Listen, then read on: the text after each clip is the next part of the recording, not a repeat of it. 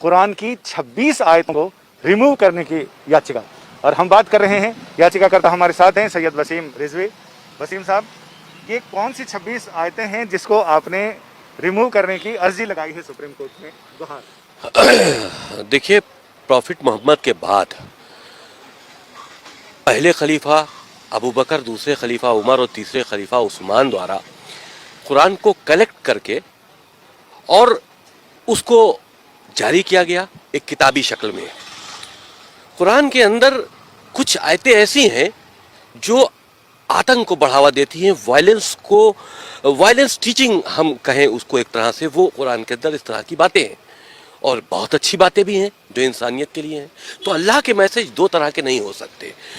तो ये तीन जो खलीफा थे, इन्होंने ताकत का इस्तेमाल करते हुए कुरान के अंदर अमेंडमेंट करके इस तरह की आयतों को डालकर कुरान शरीफ को दुनिया के लिए जारी किया और उसी का सहारा लेकर पूरी दुनिया में आगे बढ़े हैं ताकत के दम पर इस्लाम को फैलाने के लिए। हमारे मजहब की जो बात है वो है, अगर कोई कहता है कि आपके कुरान में इतनी आयतें ऐसी है जो हमें हजम नहीं होती तो आपको नहीं होती, हमारा तो मजहब ही आपको हजम नहीं होता। अल्लाह कुरान में कहता है, हुवल्लज़ी अरसल रसूलहु बिल हुदा व दीनिल हक लियुज़हिरहु अला दीनि कुल्लिही। आगे का टुकड़ा कुरान क्या शानदार बात करता, कुरान की तो सारी बातें। वलाउ करिहल मुशरिकून, अल्लाह फरमाते वो अल्लाह है जिसने दीन हक लेकर अपने महबूब को भेजा और ये दीन तमाम अदियान बातिल पर गालिब आकर रहेगा। अगर मुशरिकीन को बुरा लगता है तो बुरा लगता रहे, अल्लाह अपने दीन को गालिब करेगा, अल्लाह का दीन गालिब होकर रहेगा। अगर हमारे कुरान से किसी को कोई बात समझ में नहीं आती तो वो हमारे पास आकर समझे ना। वो ये मुतालबा कैसे कर सकता है कि आपको ये, हम इसे कुरान में रहने नहीं देंगे, आपको क्या हक है? और पहली बात आपको नहीं बल्कि ये हक तो किसी मुसलमान को भी नहीं है, ये हक तो किसी मुसलमान को भी नहीं है कि वो कुरान मुकद्दस से कुछ निकाले।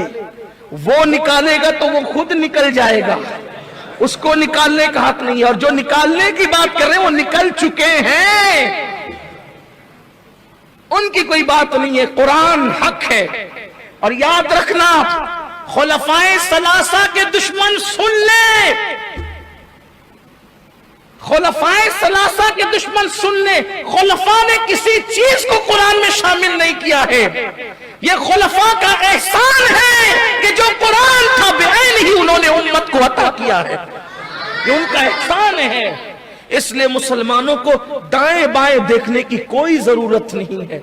हमारा कुरान जो सहाबा के दौर में था, जो अहले बैत के दौर में था, वही आज है। और सिर्फ आज ही नहीं है, इंशाअल्लाह क़यामत तक यही कुरान रहेगा। कुरान कहता है, इन्ना नहनु नज़्ज़लना ज़िक्र व इन्ना लहू लहाफ़िज़ून, कि हमने इस कुरान को नाजिल किया, हम इसकी हिफाजत करेंगे। दौर है, लोगों की जबानें लोग बोलते रहे। इस तरह के लोग जो अकबर के दौर में थे, बाद में भी रहे और अब भी हैं और रहेंगे, जिनकी अपनी तबीयत में न मजहब है न मसलक है, जिनका हाल रास्तों के चनों की तरह है कि वो किसी के भी हाथों बिक सकते हैं, हमें उसके लिए परेशान रहने की कोई जरूरत नहीं है।